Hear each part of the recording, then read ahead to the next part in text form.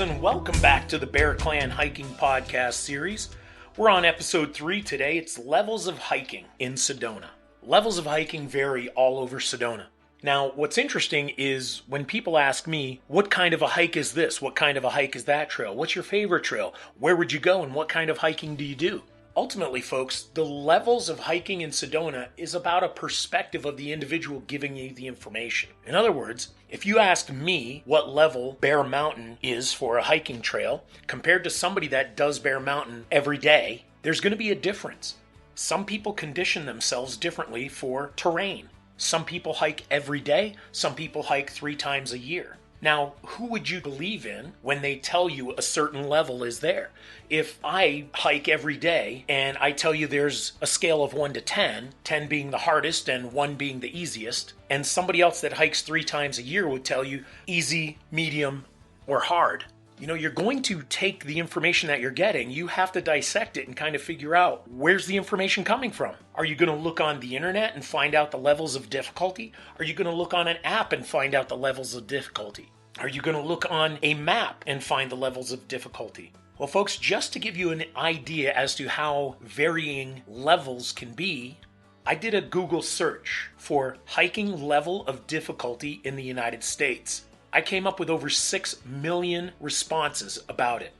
So that just means somewhere along the Google search, there's over 6 million potential answers for that. And out of that, cut that by 50%, because 50% of that might be garbage.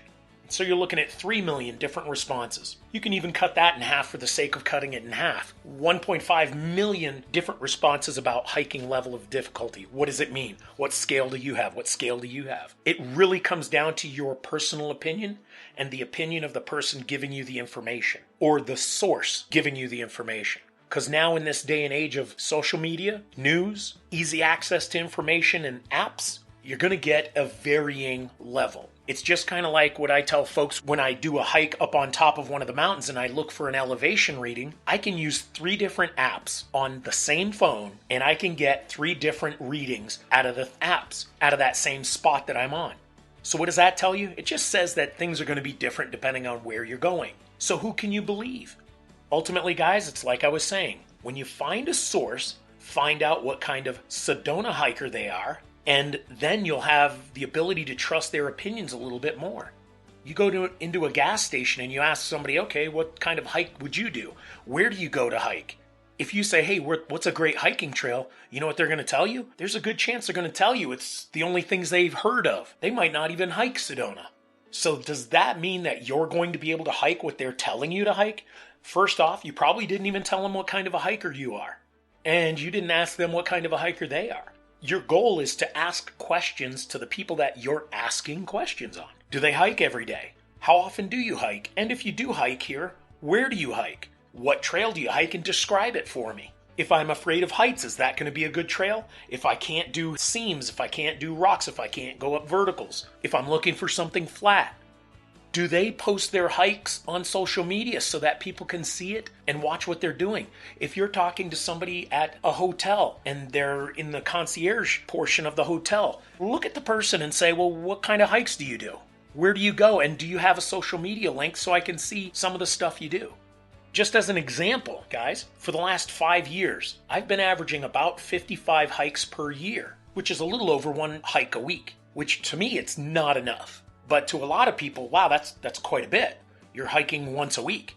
That in itself can tell you that there's a lot of knowledge that I have, experience. And can I tell you what kind of hike is best for you? I know I can, because I've been a hiker all my life. I remember hiking since I was like 2 to 3 years old.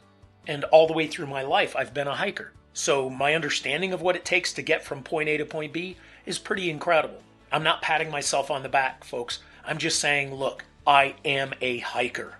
I hike Sedona. That's all I've done for the past decade. Hike Sedona. So would my understanding be more clear than somebody at the gas station? I would say the odds are pretty good. Another question to ask yourself is the source that you're talking to about this someone who actually cares about somebody's safety? The podcast I did before this, episode 2, is about safety first. If you want to go back and listen to what I'm talking about safety, then you'll understand. It's important to know that who you're talking about and who's telling you to go hike somewhere, if they know what it takes to be safe on these trails, then they'll guide you in the right place. I'll be talking to you about trails and going through as many of the 180 plus trails that we have in Sedona during podcasts. So you'll get a better idea and an understanding of what the trails are like through detailed podcast discussions. So does that person that you're asking questions of, do they actually care about your safety? Are they going to send you to a trail that could potentially get you hurt because that's all they know? Or you didn't actually tell them, well, this is the kind of hiking I love doing. There's over 180 trails. We're bound to find the right trails for you. Is your source also known locally by other hikers, by people at the restaurants, by people that are in the businesses? Is your guide somebody that you met on one of the tours that you've taken? And did they tell you about some of their hikes and you said, wow, that sounds interesting. I'd like to be able to get your advice. Now, what levels of difficulty are there in the Sedona trails? Again, folks, depending on the scale that you're dealing with and the definition of easy or difficult on that scale, it all depends where your source is coming from. I tend to use a scale of 1 to 10, 1 being the easiest, 10 being the hardest. And by hardest, folks, there are some expert trails only here in Sedona. Remember, over 180 of them, there's bound to be some expert trails. There are also some really easy trails. And as with my previous podcast about the safety, the time of year can also change that scaling. Something that is a level 3, if there's snow or rain, it could easily go up to a 7, 8, 10, easily, because of the level of danger involved with that trail. So when you're reading a book or an app and they're saying it's this, it's that, it's this, guess what? That changes depending on the weather. And if they're not going to tell you that, then you've got to learn that on your own. Isn't that a shame?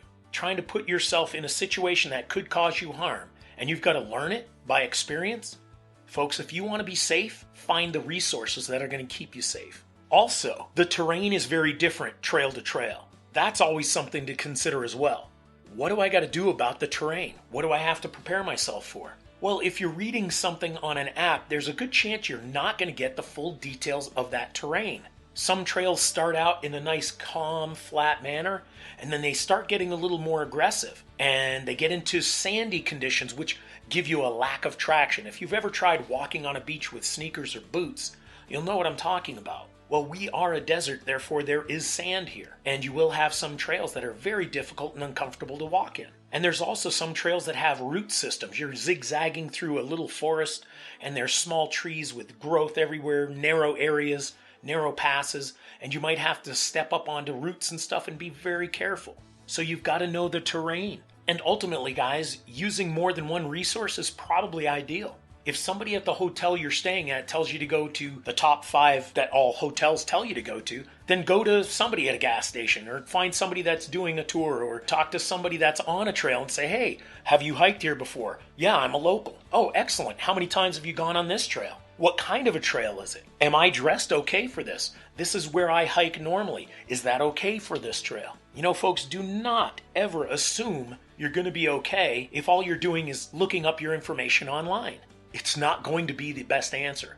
And understand this, folks, if you were diagnosed with a severe situation by a doctor, what is it that everybody tells you? If you're not happy with the diagnosis, get a second opinion. This is the same thing, folks. Your life can be in danger if you don't try to get a second opinion about hiking a trail. I'm going to give you one example. Out of all of our trails, we have this one trail called Devil's Bridge. It's basically access to an arch, a natural archway created by erosion and millions of years of weather patterns and terrain shifts. Devil's Bridge is an easy hike until you get to the bridge. The last 200 yards or so, maybe 300 yards, is a strenuous uphill climb. It's like going up the Empire State Building, except it's rocks and you don't have handrails. So if you're somebody that's not good with cardio, when somebody at a hotel or gas station or just on the street tells you, oh, Devil's Bridge, oh, outstanding, you got to go there, you got to go there. And if they don't know your fears of height, I think there's going to be an issue. So you have to make sure you're taking the right resources, you're looking up the right information, you're asking the right questions, and you're making sure that you're going to be safe, especially if you're hiking with other people, let's say your family, and you're the parent. You do not want to have a situation that your children or your spouse or your friends or relatives get hurt because you didn't do enough research. In today's social media, be careful what you read or listen to. Be careful what you watch. as there are many people out there scamming you. I'm going to give you an example. There was a YouTube page that I saw, and folks, remember, I've been hiking Sedona for 10 years. I've been on every trail, hiked everything a gazillion times. So there's this one post I saw. Somebody was expressing the fact that they were hiking up 4,000 feet, something like that, 4,000 feet of elevation in Sedona. First off, I know there's nothing here that's 4,000 feet of elevation for a hike. So I knew something was wrong. I watched the video and watched this individual explain that how difficult this hike was. And he was running into this one canyon, and then he was scampering up some rocks, and then he was going through this little area and through this little nook. And he made a claim that he was on one trail. But because I know where he was hiking, he was on 5 different trails trying to show people what quote unquote one trail was like for him and how incredible he was at hiking this trail. He says, oh, I felt the thin air because I was well over a mile high from where I started. It's like, yeah, well, I know the facts, people. I've been here long enough. I've been to the top and to the bottom of Sedona. I have hiked every trail. Where this guy was going from his video, he was scamming people. He was making people think that he was hiking something that he wasn't. And that's very commonplace on social media as well as just anywhere on the internet. Don't always trust what you see, hear, or read on the internet. I can't stress it enough, but I want you to be safe. We want you to come back to Sedona. We don't want you to have a situation on a vacation or a visit where you regretted making a decision when you took a hike. This is the day hiking capital of the United States. We want people to come back and enjoy Sedona. We don't want you to be going home in a bad situation. So please be safe. If you want to figure out again what safety means in Sedona, go back to my podcast episode 2, which is about being safe in Sedona. Thank you very much. I appreciate your time and your desires to listen in. I hope you stick around for the next podcast. Episode 4 is going to be reasons to stay on the trail. Excellent, folks. Thank you very much. Enjoy your day. Bless you, and welcome to Sedona.